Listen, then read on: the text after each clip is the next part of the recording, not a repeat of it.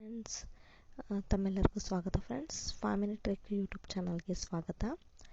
Friends, ನಾವು Google translation ಆ್ಯಪ್ನ ಹೇಗೆ ಡೌನ್ಲೋಡ್ ಮಾಡೋದು ಮತ್ತು ಅದನ್ನು ಹೇಗೆ ಯೂಸ್ ಮಾಡೋದು ಅಂತ ನೋಡೋಣ ಬನ್ನಿ.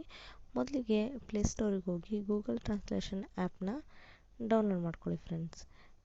ಗೂಗಲ್ ಪ್ಲೇಸ್ಟೋರ್ ಅಂತ ಇರುತ್ತಲ್ಲ ಫ್ರೆಂಡ್ಸ್, ಬರುತ್ತೆ. ವೇಟ್ ಮಾಡಿ ಫ್ರೆಂಡ್ಸ್. ಇದು ಯಾರೆಲ್ಲ ಒಂದು ಯೂಟ್ಯೂಬರ್ಸ್ ಇದ್ದಾರೆ, ನ್ಯೂ ಯೂಟ್ಯೂಬರ್ಸ್ಗೆ ತುಂಬಾ ಒಂದು ಯೂಸ್ ಆಗುತ್ತೆ.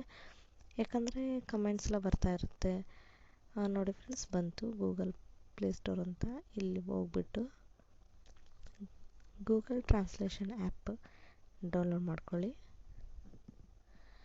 ಆಲ್ರೆಡಿ ನಾನು ಮಾಡಿರೋದ್ರಿಂದ ಅಪ್ಡೇಟ್ ಅಂತ ಬರ್ತಿದೆ. ನೀವು ಯಾರೆಲ್ಲ ಹೊಸಬ್ರಿದ್ದೀರೋ ಡೌನ್ಲೋಡ್ ಅಂತ ಬರುತ್ತೆ ಫ್ರೆಂಡ್ಸ್. ಡೌನ್ಲೋಡ್ ಅಂತ ಕೊಡಿ, ಡೌನ್ಲೋಡ್ ಆಗುತ್ತೆ.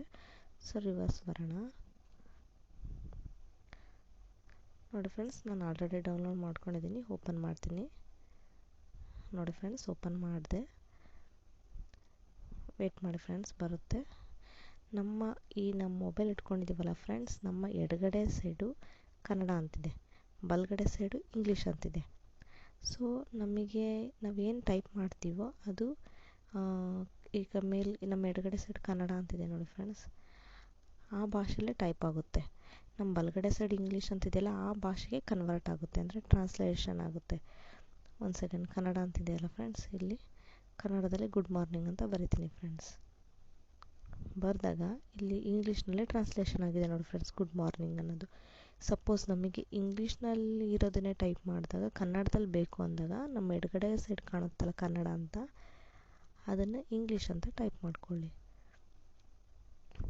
ಇಂಗ್ಲೀಷ್ ಅಂತ ಟೈಪ್ ಮಾಡಿದ ಮೇಲೆ ಇಲ್ಲಿ ಇಂಗ್ಲೀಷೇ ಹಾಕಬೇಕು. ಒಂದೇ ನಿಮಿಷ ಫ್ರೆಂಡ್ಸ್. ಇಲ್ಲಿ ಇಂಗ್ಲೀಷ್ ಅಂತ ಇದೆಲ್ಲ ಇಂಗ್ಲೀಷ್ ಅಂತ ಟೈಪ್ ಮಾಡಿರ್ತೀನಿ. ಇಂಗ್ಲೀಷಲ್ಲಿ ಟೈಪ್ ಮಾಡಿದೆ ಗುಡ್ ಮಾರ್ನಿಂಗ್ ಅಂತ. ಬಲಗಡೆ ಸೈಡು ಕನ್ನಡ.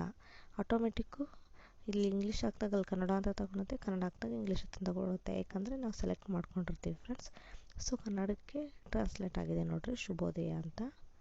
ಸೊ ಈ ಥರ ಉಪಯೋಗಿಸೋದು ಫ್ರೆಂಡ್ಸ್. ಹಾಗೆಯೇ ಇಂಗ್ಲೀಷು ಕನ್ನಡ ಅಷ್ಟೇ ಅಲ್ಲ, ನಾನಾ ಭಾಷೆಗಳೆಲ್ಲ ಇದ್ದಾವೆ ಫ್ರೆಂಡ್ಸ್. ನೋಡಿ ಫ್ರೆಂಡ್ಸ್, ತೆಲುಗು, ಸ್ಪ್ಯಾನಿಷ್ ಎಲ್ಲ ಇದೆ. ನಮಗೆ ಯಾವ ಭಾಷೆಯಿಂದ ಯಾವ ಭಾಷೆಗೆ ಬೇಕು ಅನ್ನೋದು ಇಂಪಾರ್ಟೆಂಟ್ ಆಗುತ್ತೆ. ನಮ್ಮ ಎಡಗಡೆ ಸೈಡ್ ಕಾಣುತ್ತಲ್ಲ, ಅದು ನಾವಲ್ಲಿ ಟೈಪ್ ಮಾಡೋ ಭಾಷೆ. ಬಲಗಡೆ ಸೈಡು ಯಾವ ಭಾಷೆ ಟ್ರಾನ್ಸ್ಲೇಟ್ ಆಗಬೇಕು ಅನ್ನೋದು. ಓಕೆ ಫ್ರೆಂಡ್ಸ್, ಇದು ಪಾರ್ಟ್ 1 ವಿಡಿಯೋ.